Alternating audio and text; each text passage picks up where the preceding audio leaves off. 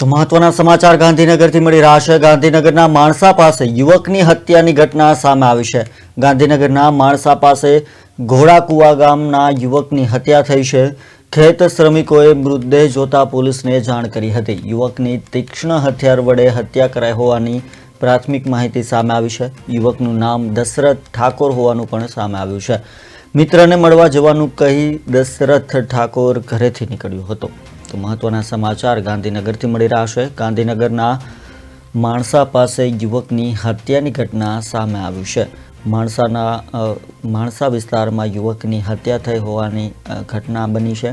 ગાંધીનગરના માણસા પાસે ઘોડા કુવા ગામના આ યુવકની હત્યા થઈ છે।